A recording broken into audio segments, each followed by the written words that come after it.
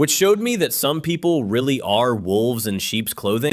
I was driving home after my night shift as a janitor when I got a call from Child Protective Service. Mr. Williams, you've received a formal complaint about severe neglect involving your daughter, Sadie. A caseworker is at your home now. My hands started shaking so badly I had to pull over. After that, I sped the rest of the way. When I burst through my front door, a woman in a navy blazer was sitting in my living room with Sadie. My 7-year-old was crying, asking if she had done something wrong. Outside the window, I noticed our neighbor, Mrs. Johnson, standing on her porch, watching with concern. I rushed over and hugged Sadie. She buried her face in my work uniform. The CPS worker introduced herself as Janet and began listing accusations, claims that Sadie was often underdressed and showing signs of neglect. She kept glancing at Sadie's faded purple dress. It was old, but it was clean, and Sadie loved it because it had belonged to her mom. That's when my late wife's parents walked. Richard and Carol acted like they owned the place. They'd already been informed about the investigation. Richard pulled out his phone and showed photos of Sadie, pointing out her clothes compared to other kids. Carol calmly suggested Sadie stay with them for a while until I could get back on my feet. 2 weeks later, we were in court. Sadie sat in the witness chair, her feet barely touching the floor. I love my daddy, she told the judge. My clothes are special because they were mommy. Daddy washes them every week. I don't want new ones. The judge nodded and still granted temporary custody to Richard and Carol. I felt like the ground disappeared beneath me. Sadie screamed for me while the bailiff held her back. I'll never forget that sound. The supervised visits were unbearable. 2 hours a week in a quiet, sterile room. She clung to me and whispered that she wanted to come home. She stopped eating at her grandparents' house and started losing weight. Her teacher, Mrs. Smith, began documenting everything. The school psychologist confirmed she was regressing emotionally, but Richard and Carol argued that I was still grieving and unable to parent properly. They even offered to let me see Sadie once a month if I agreed to permanent guardianship. I refused. After that, my life started falling apart. People in my grief support group avoided me. Someone left a note on my windshield that read, "Some fathers can't do it alone." My boss warned me about missing shifts. During visits, Sadie stopped talking completely. She would just hold my hand while tears rolled down her cheek. At one point, her grandparents found her sleeping in their closet. She said it smelled like my work clothes. Meanwhile, Miss Johnson had been quietly observing everything since my wife passed away. The retired teacher had detailed notes going back 2 years. She contacted a child advocacy group, and they discovered that Richard and Carol's lawyer had several similar cases, always involving widowed fathers accused of neglect. Then the truth came out. Emails revealed they had been planning this since the funeral. They blamed me for their daughter's death and believed Sadie would be better off them. At the emergency hearing, the judge reviewed new evidence. Videos of Sadie laughing and thriving before the separation, drawings full of bright color compared to dark scribbles afterward. This time, he listened. Custody was reversed immediately. Sadie came home. Richard and Carol were limited supervised visits. It took months for her to recover. Slowly, she started talking again. The nightmares stopped. She began smiling like she used to. Last week, she drew a picture of us together, with her mom as an angel watching from above. She showed it to her class and proudly said, "My daddy saved me."